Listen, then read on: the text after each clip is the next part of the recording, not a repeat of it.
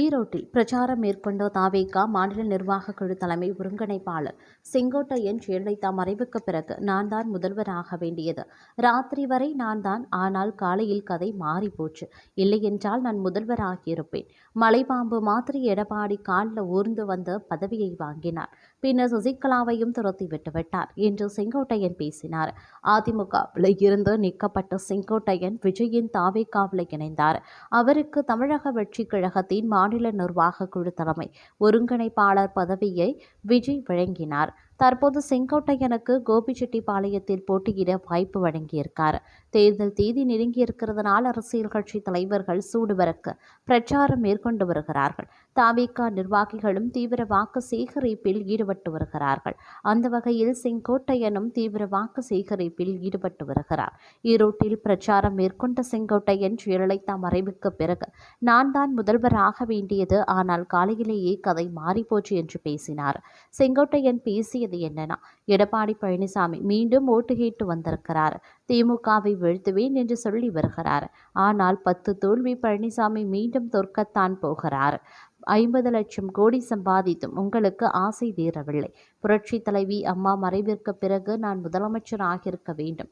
ஏமாந்து விட்டேன். ராத்திரி வரை நான் தான். ஆனால் காலையில் எல்லாமே மாறி போச்சு. அந்த ஆளு கையில பெட்டி இருந்தது. காலையில் என்கிட்ட கேட்டாங்க சசிகலா. அப்போது நான் யார் இருந்தால் என்ன, கட்சி உடையாமல் இருந்தால் போதும் என்று சொன்னேன். ராத்திரி வரை என்னிடம் சசிகலா நான் தான் முதல்வர் என்று சொல்லியிருந்தார்.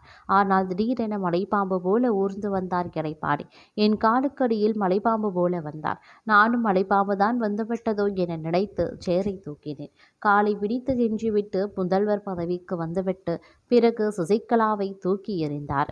டிடிவி தினகரன் 18 எம்எல்ஏக்களை வைத்து எடப்பாடிக்கு சப்போர்ட் பண்ணினார். ஆனால் கடைசியில் அவரையும் நீக்கிவிட்டார். 11 பேர் ஓட்டு போட்ட ஓ பன்னீர்செல்வத்தையும் கழட்டி விட்டுட்டார். இவரை காப்பாற்றின பாஜகவையும் ஏமாத்தி விட்டார். போன லோக்சபா தேர்தலில் கூட்டணி வைக்காமல் கழட்டி விட்டார்ல. பிரேமலதாவுக்கு ராஜ்யசபா சீட் தருவேன்னு சொல்லி கடைசியில் அவரையும் ஏமாத்தி விட்டார்.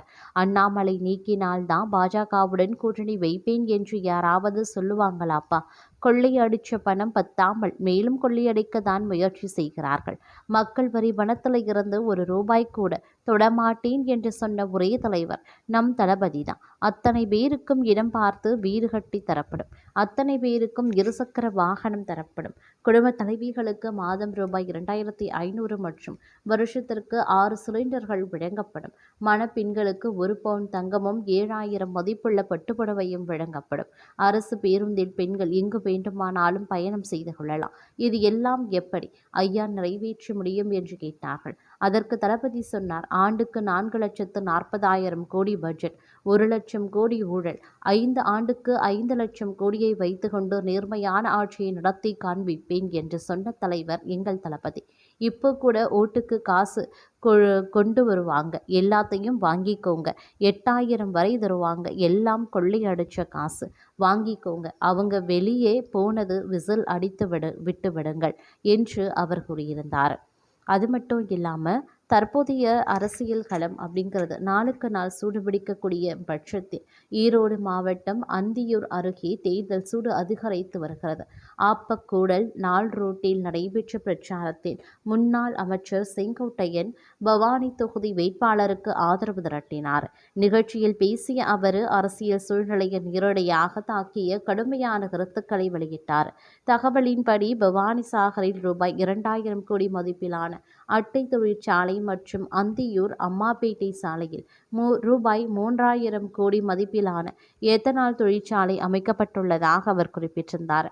இதனால் அந்த பகுதியில் மட்டும் ₹5000 கோடி முதலீடு செய்யப்பட்டுள்ளதாகவும் இது உள்ளூர் வளர்ச்சிக்கு முக்கிய காரணம் எனவும் விளக்கினார். அதன் பின் அவரது பேச்சு அரசியல் குற்றச்சாட்டுகளுக்கு திரும்பியது. மேலும் எடப்பாடி பழனிசாமி தரப்பு சுமார் 50 லட்சம் கோடி ரூபாய் வரை சம்பாதித்தும் இன்னும் ஆசை குறையவில்லை என்று செங்கோட்டையன் குற்றம் சாட்டியிருந்தார். முன்னாள் முதல்வர் ஜெயலலிதா மறைவுக்கு பிறகு தானே முதல்வராக இருக்க வேண்டிய சூழல் இருந்ததாகவும், ஆனால் கடைசி நேரத்தில் பணப்பெட்டி எடப்பாடியிடம் இருந்ததால் கட்சி ஒருமைப்பாட்டிற்காக அதை விட்டு கொடுத்ததாகவும் தெரிவித்தார். இதையடுத்து கூவத்தூரில் ரிசார்ட்ல நடந்த அரசியல் திருப்பத்தை நினைவு கூர்ந்த அவர் கடைசி நேரத்தில் சூழல் மாறியது என்று குறிப்பிட்டார். பணத்தின் தாக்கமே அதற்கு காரணம் எனவும் கூறினார். மேலும் அப்போது நடந்த செயல்களை உருவகப்படுத்தி பேசினார். அதே நேரத்தில் தன்னை முதல்வராக்கியவர்களையே தற்போது மதிக்கவில்லை என்ற குற்றச்சாட்டுக்களை முன்வைத்தார். தொடர்ந்து டிடிவி தினகரன், ஓ பன்னீர்செல்வம், பாஜக உள்ளிட்ட கூட்டணி தரப்பினரையும் ஏமாற்றியுள்ளதாக கூறிய அவர், குறிப்பாக அண்ணாமலை குறித்து கூறப்படும் நிபந்தனைகளையும் சுட்டிக்காட்டினார். மாநில அரசியலில் தனக்கே இடம் வேண்டும் என்ற நோக்கில் செயல்படுவதாகவும் அவர் விமர்சனம் செய்திருக்கிறதும் குறிப்பிடக்கூடிய ஒரு விஷயம் அப்படின்னே கூட சொல்லலாம். அது மட்டும் இல்லாமல் தமிழ்நாட்டில் சொந்த காசில் சூனியம் வைக்கிறதா பாஜக? இன்னும் ஒரு வாரத்தில் தேர்தல் இருக்கும் போது டெல்லி மிட்சைன் ஏற்படுத்த போகும் தாக்கம் எப்படி இருக்கும் தெரியுமா? அதிமுக வெளியே சொல்ல முடியாமல் ஆடி போய் கிடக்கிறாங்க.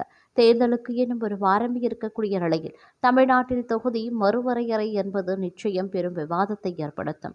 ஆதாரங்களுடன் வட மாவட்டத்திற்கு வட மாநிலத்திற்கு என்ன ஆதாயம், தமிழ்நாட்டிற்கு என்ன பாதிப்பு என்று திமுக விளக்குவதை பார்க்கும்போது பாஜகவை திமுகவிற்கு வாய்ப்பை உருவாக்கி கொடுத்தது போல் உள்ளதாக விமர்சனங்கள் கிடந்தன.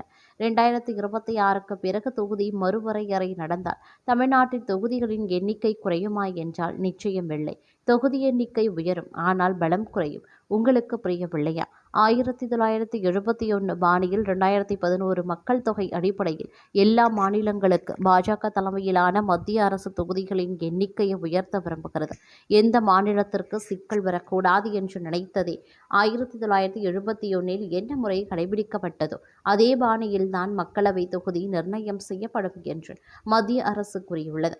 இதன்படி பார்த்தால் தமிழகத்தின் மக்களவை இடங்கள் தற்போதைய 39 இருந்து சுமார் 59 அதிகரிக்கும். இது பார்க்க உயர்வாக தெரிந்தாலும் மொத்த நாடாளுமன்ற பலத்தில் தமிழகத்தின் பங்கு குறையும். ஏனெனில் மக்கள் தொகையை கட்டுப்படுத்தாதது உத்தரப்பிரதேசம், பீகார் போன்ற மாநிலங்களில் இடங்கள் மிக அதிகப்படியாகவே உயரும். உதாரணமாக உத்தரப்பிரதேசத்தின் இடங்கள் 80 இருந்து 140க்கு மேலாக அதிகரிக்கக்கூடும். ஒட்டுமொத்த நாடாளுமன்றத்தில் சுமார் 848 இடங்கள் என வட மாநிலங்கள் மட்டும் நினைத்தால் ஆட்சி அமைக்க முடியும் என்ற நிலை வரும். அப்போது தமிழகத்தின் 59 இடங்கள் என்பது ஒரு பொருட்டாகவே இருக்காது என்கிறது திமுக. கடந்த 50 ஆண்டுகளாக மக்கள் தொகையை கட்டுப்படுத்தி கல்வியில் முன்னேறிய தமிழகத்திற்கு இடங்களை குறைப்பதன் மூலம் மத்திய அரசு ஒரு அரசியல் தண்டனை வழங்குவதாகவே மக்களிடையே திமுக வலுவாக பிரச்சாரம் செய்கிறது.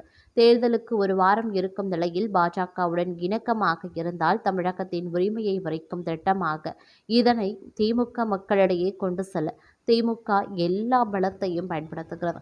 அத்துடன் பாஜகவின் இந்த திட்டத்திற்கு அதிமுக துணை போகிறது என்ற பிம்பத்தை உருவாக்கியும் வருகிறது திமுக. இது அதிமுகவை மக்கள் மத்தியில் பலவீனப்படுத்தும் என்பதுதான் அரசியல் நிபுணர்களின் கருத்தாகவே உள்ளது. 28 இடங்களில் நிற்கும் பாஜகவிற்குமே இது சிக்கலை ஏற்படுத்தும் என்கிறார்கள். சொந்த காசியில் பாஜக சூனியம் வைத்திருப்பதாகவே விமர்சனங்களும் எழுந்துள்ளது.